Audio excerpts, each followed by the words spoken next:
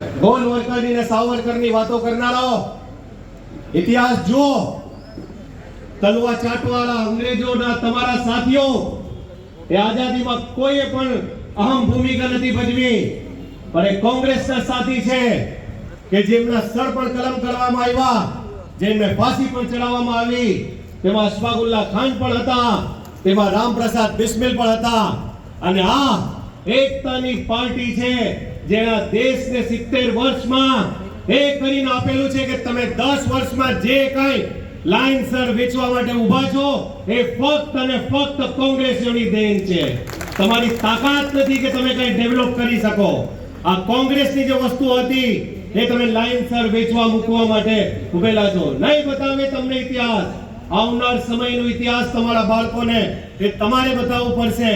આ પાર્ટી છે એ ફક્ત અને ફક્ત ખોટા વાયદાઓની છે. આ ભાજપ સરકાર જેને જમીન પર કાંઈ મતલબ નથી લોકો સાથે શું થાય છે, શું મતલબ છે તેને 5 એના ચમચાઓને ડેવલપ કરવા માટેનું રાજકારણ એ આ પાર્ટીનું કામ છે. તેનાથી વિશેષ કાંઈ કામ નથી તેનું. પણ તમારે સમજવું પડશે, તમારે લખવું પડશે, તમારે બોલવું પડશે અને યુવાનોને જગાવવું પડશે. પત્રકાર બધા એક જેવા નથી હોતા. કોઈ રવીશ કુમાર જેવો પણ હોય છે અને કોઈ લિયાકત જેવી જે લેડી હોય છે એના જેવી પણ વ્યક્તિ હોય છે વેચાવ. पर तुम्हारे खुलेआम कहવું પડશે कि वो मुझको जालिम का तरफदार नहीं लिख सकते, वो मुझको जालिम का तरफदार नहीं लिख सकते, कम से कम वो मुझे लाचार नहीं लिख सकते. और जान हथेली पे लिए बोल रहा हूँ वो जो सच कम वक्त इस देश के अखबारों से नहीं लिख सकते. તમારે બતાવવું પડશે તમારો ઇતિહાસ કે તમારો ઇતિહાસ એ શું હતું.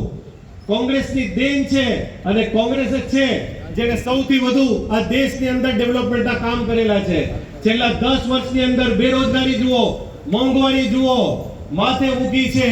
આ કોવિડ હતું, આ નોટબંધીમાં તમે જુઓ જેટલા શહીદો સરહદ પર શહેર નથી ત્યાં આજ સુધી તેટલા તો નોટબંધીની બેંકોમાં જે લાઈનમાં ઊભા હતા એ મરી ગયા.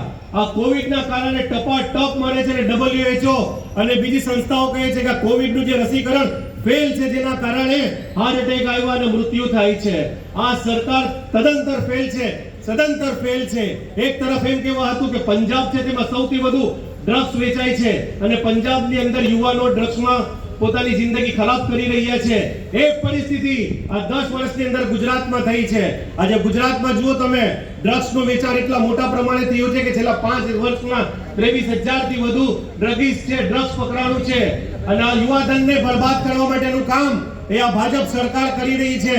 અને લોકોએ એમ કીધું અને સ્વામી વિવેકાનંદ તો એમ કહીને ગયા કે समंदर से जो टकराए उसे तूफान कहते हैं, समंदर से जो टकराए उसे तूफान कहते हैं और उन तूफानों का सीना चीर कर जो रास्ता बनाए उसे युवान कहते हैं. और આ કોંગ્રેસ પાર્ટી છે જે યુવાનોને સપોર્ટ કરે છે, સાથ આપે છે અને ડેવલપ કરે છે. પણ ભાજપ સરકાર એ નશામાં એમને નાખી અને એને જે છે એ સંપૂર્ણ રીતે બેકાર કરી અને એને ફેલ કરવાનું કામ જો કોઈ કરતી હોય તો એ આ ભાજપ સરકાર છે. હું આપથી હાથ જોડી અને વિનંતી કરું છું કે 7 તારીખે ખૂબ ઊંચા મતદાન સાથે વોટ કરી અને કોંગ્રેસના લક્ષિત ઉમેદવાર ભાઈ શ્રી હીરાભાઈ જોટવાને જીતાવવાનું કામ કરે છે. કોમવાદનું વેરઝેરનું કામ એ ફક્ત અને ફક્ત આ પાર્ટીનું છે. એને એ ભાન નથી કે આ દેશ છે એ હંમેશા બે પાર્ટીથી, બે લોકોથી જોડાયેલું નથી પણ હંમેશા હિન્દુ અને મુસલમાનોથી જોડાયેલું રહેલું છે. આજ પણ તમે જુઓ, હું જે જગ્યાએ ઊભો છું એ જગ્યાનું નામ છે જલારામ ડેરી ફાર્મ. પણ જ્યારે 11મી શરીફ આવે ત્યારે સૌથી વધુ અહીં મીઠાઈ લેવા માટે મુસલમાન ઊભા રહે છે. આ પ્રેમ છે આ ગામનું અને આ પ્રેમ છે આ જિલ્લાનું. તમે જુઓ એની પહેલા થોડાક દિવસ પહેલા રામ પ્રતિષ્ઠા નો તહેવાર હતો. આ 4 ચોક પર મુસ્લિમ સમાજના સાથીઓ બેઠા હતા કે બીજા સાથી મિત્રો રામનવમી પર સારી રીતે ઉજવી શકે અને પ્રાણ પ્રતિષ્ઠા પણ ઉજવી શકે. આ શાન છે મુસલમાનોની. થોડાક દિવસ પહેલા હોળી હતી. અંદરના વિસ્તારમાં 5 મસ્જિદો આવેલી છે. ખારવા સમાજના ભાઈઓને સેલ્યુટ કરું છું કે જ્યારે રાતના અંધારામાં જોવા ગયો ઈશાની નમાઝમાં તો દરેક મસ્જિદની ઉપર મારા ખારવા સમાજના ભાઈઓ ઊભા હતા કે કાંઈ ચૂંચા ન થાય અને સારી રીતે મારા મુસ્લિમ ભાઈઓ ઇબાદત કરી શકે. આ પ્રેમ અને ભાઈચારો છે આ ગામની અંદર અને એટલે જ આ પાર્ટીને પસંદ કરીએ છીએ. હું આપ તમામ સાથીઓને દિલથી ગુજારિશ કરું છું કે 7 તારીખે પૂરા જોશથી, પૂરા જોમથી વોટિંગ કરવાનું છે.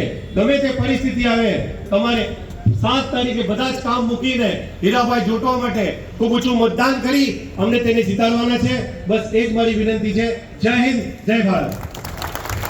ખૂબ સરસ અફઝલભાઈ, આપનો આભાર.